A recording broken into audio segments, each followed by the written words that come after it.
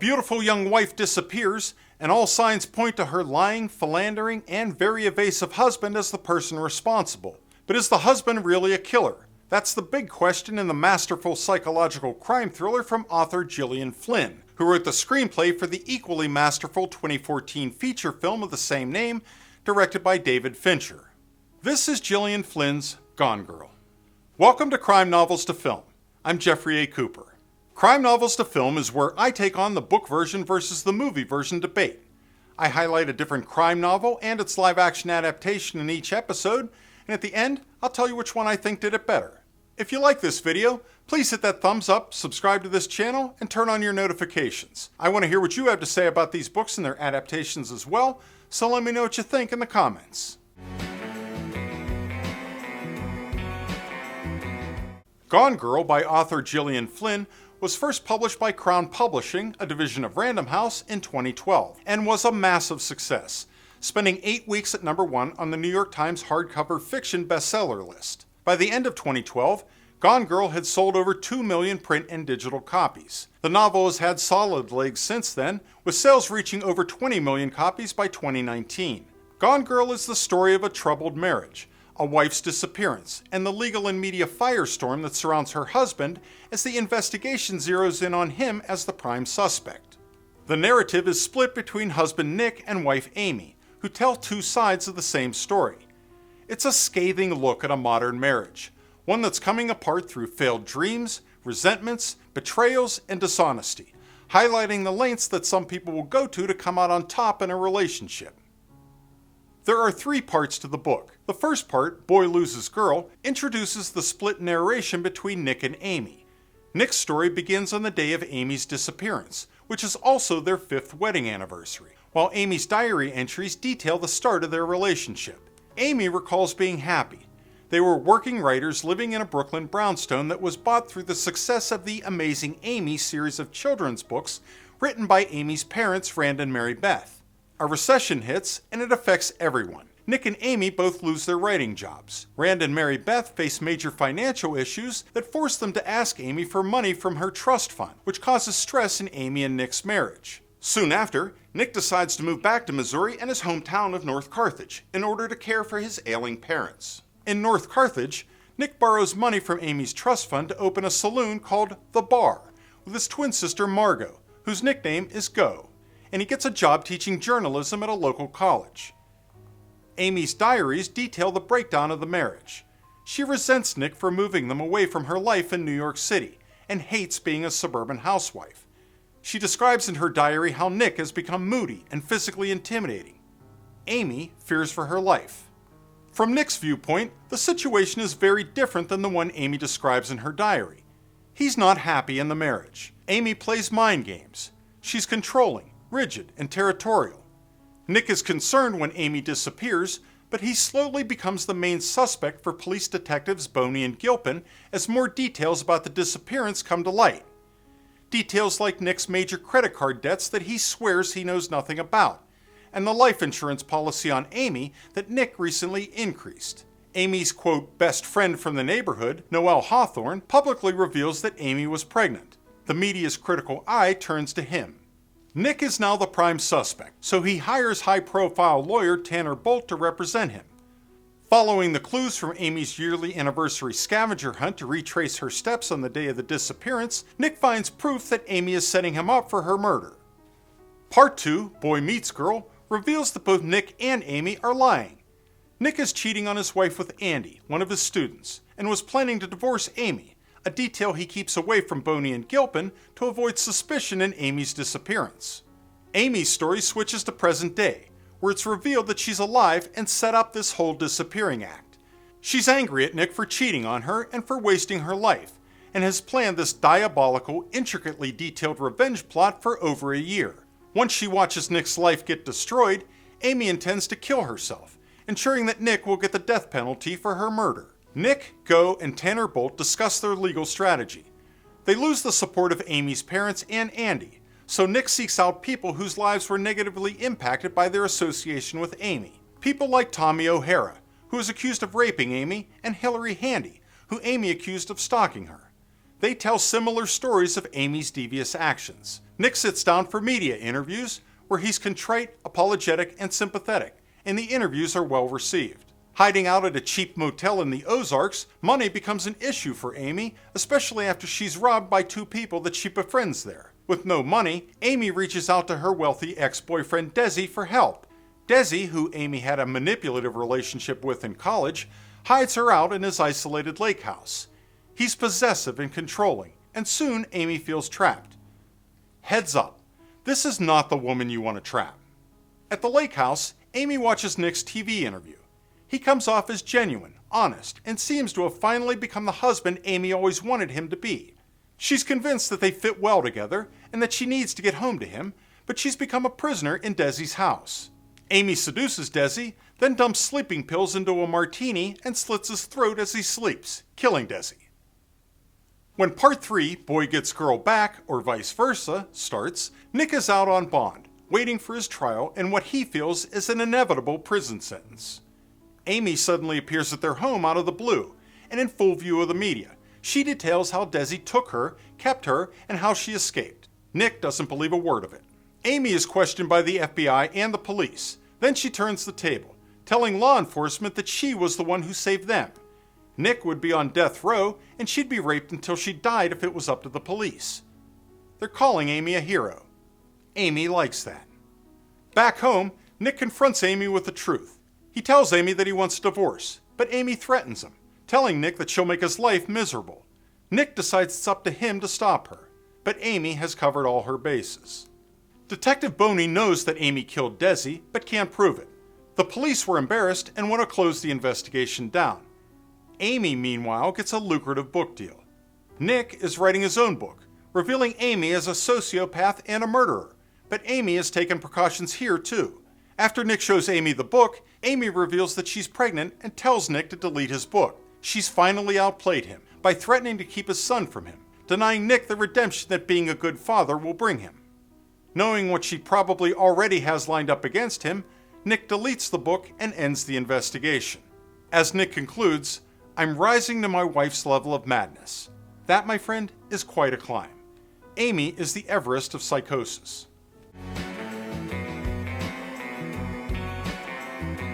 I really enjoyed this book. Gone Girl is very entertaining, and it's a terrific psychological thriller. The book is a fast, suspenseful read that has a lot to say about marriage, relationships, honesty, and commitment. I enjoyed the sharp, pointed commentary about our 24-hour news cycle and society's rush to judgment. And in my opinion, the book has some of the most evil, dishonest, and compelling characters in modern crime fiction. My favorite character by far is Amy. The woman is absolutely brilliant. She could do a great TED Talk on revenge. Amy knows exactly who and what she has to be at all times in order to get what she wants. From being the, quote, cool girl every guy wants when she first meets Nick, to transforming herself into one man's fantasy to save herself from Desi. Amy is a shapeshifter who preys on people's emotions for her own ends. She's done it her entire life, and she's very good at what she does. Amy is calculating and very intelligent. She covers every conceivable angle and takes note of every possibility. She changes her physical appearance, silently stows away money to fund her getaway, and creates a multi-year diary, day by day and page by page, that backs up her entire narrative with precise, specific details. She's nuts, like Lex Luthor nuts. The woman really does think of everything. Here's an example, part of the list Amy has made for staging her disappearance. Item 32. Change into generic clothes. Tuck hair and hat. Climb down the banks of the river and scuttle along the edge, the water lapping inches below, until you reach the edge of the complex. Do this even though you know the Teverers, the only neighbors with a view of the river, will be at church. Do this because you never know. You always take the extra step that others don't. That's who you are. Amy is petty and vindictive. There is no detail in her plan that she considers small or insignificant. Nick knows that if he's going to play this game, he has to play just like Amy if he wants to survive. Nick knows exactly what he has to do and what he has to say to bring Amy out of hiding. That's because he's just like her. Take control of the story, Nick, for both the capital P public and the capital C wife. Right now, I thought, I am a man who loves his wife and will find her. I am a man who loves his wife and I am the good guy. I am the one to root for. I am a man who isn't perfect, but my wife is, and I will be very, very obedient from now on. I could do this more easily than feign sadness. I thought the book made an interesting commentary on honesty and commitment in a relationship. What people say they're committed to and what they actually do for that commitment are often two very different things. I wondered what these characters' lives would be like if they were as committed to a healthy relationship as they were to getting the better of the other person. And you know what I found? That it would make a horrible book. Oh, look at you two getting along. Isn't that great? It's not a great book. That's a pamphlet, and not a very interesting one at that. In addition to the book's popular success, Gone Girl was well received by critics. It was named one of the best books of the year by newspapers like the San Francisco Chronicle, the St. Louis Post-Dispatch, the Chicago Tribune, and the New York Times, and earned praise from national publications like Time, Publishers Weekly, The New Yorker, and Entertainment Weekly. Despite its critical success, Gone Girl was left empty-handed when it came to prestigious literary awards like the National Book Award and the Pulitzer Prize, who historically overlook genres like crime fiction, probably because these are books that people actually read. I'm sure Gillian Flynn found solace in the book's success, especially once she was tasked with writing the film adaptation of Gone Girl when it was brought to the big screen by director David Fincher in 2014. Take that, interpreter of maladies.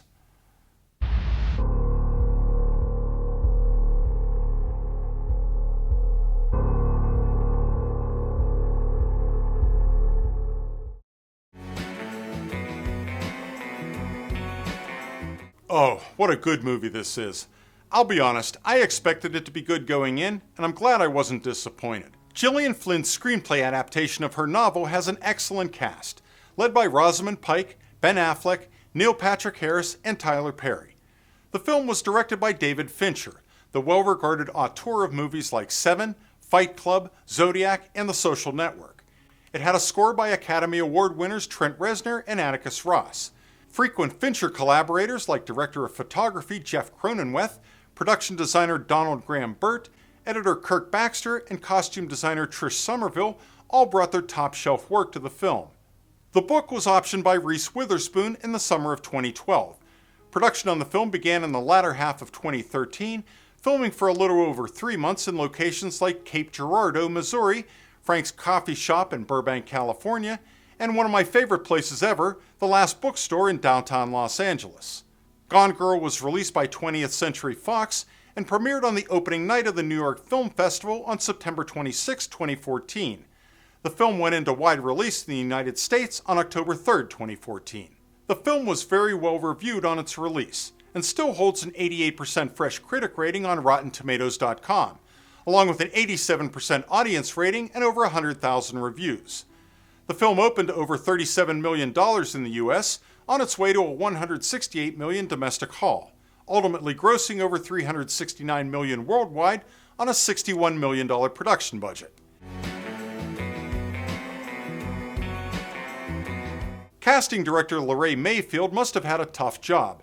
According to IMDb.com, Reese Witherspoon, Charlize Theron, Natalie Portman, Emily Blunt, Rooney Mara, Olivia Wilde, Abby Cornish, Julianne Hough, and Jessica Chastain were all under consideration at one time for the role of Amy Dunn, who was eventually played by the British actress Rosamund Pike.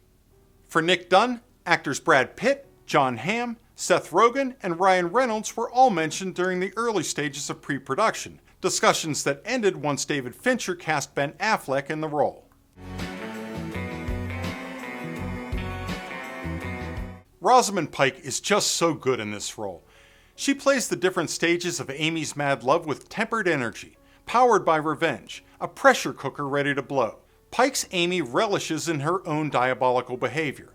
She's smug and completely unlikable when you get to know her. She gets her way and never learns her lesson, but I didn't care. This is a performance that definitely earned that Academy Award nomination for Rosamund Pike. She's amazing. This is one of, if not the best Ben Affleck performance that I've seen. He perfectly embodies Nick, a guy who doesn't know how to react when his wife disappears, especially in a relationship that's so far gone, he's not sure if the two of them even love each other anymore. Carrie Coon is great as Nick's funny, sarcastic twin sister Margot, who stands by her twin brother through all of it. Neil Patrick Harris is creepy and quietly menacing as Desi, Amy's obsessive college boyfriend. Kim Dickens and Patrick Fugit are doggedly persistent as detectives Boney and Gilpin, while Tyler Perry turns in a strong performance as Tanner Bolt, the high-powered, media-savvy lawyer who specializes in cases like Nick's. Adapting a best-selling novel, especially one that's as popular as Gone Girl, is tough. For every successful adaptation like The Godfather, there are 10 Bonfire of the Vanities. Gone Girl is more the former than the latter. If you're a fan of this book and haven't seen the movie, you won't be disappointed. Rumor has it that the original script for the movie was 177 pages, which would have made the running time 2 hours and 57 minutes, adding nearly a half hour to the final film's 2 hour and 29-minute length. With that much taken out, I'm sure there were a few things that missed the cut in the translation from book to film, but since the screenplay was written by the author of the book, I'm sure I didn't miss anything important. What changes I did notice were minor, and really had no impact on the story. I really enjoyed both the book and the movie versions of Gone Girl. Gillian Flynn and David Fincher are masters at their art. The tension and suspense that each builds up through their telling of the story is exhilarating and fabulously entertaining. But this week, I'm going for the movie, and here's why. The novel itself is brilliant, but David Fincher adds to that brilliant novel by incorporating multiple elements: excellent cinematography, a dramatic effective score, great sound design, and bringing out career-making performances from Rosamund Pike and Ben Affleck to create an effective and very entertaining thriller. This week's winner?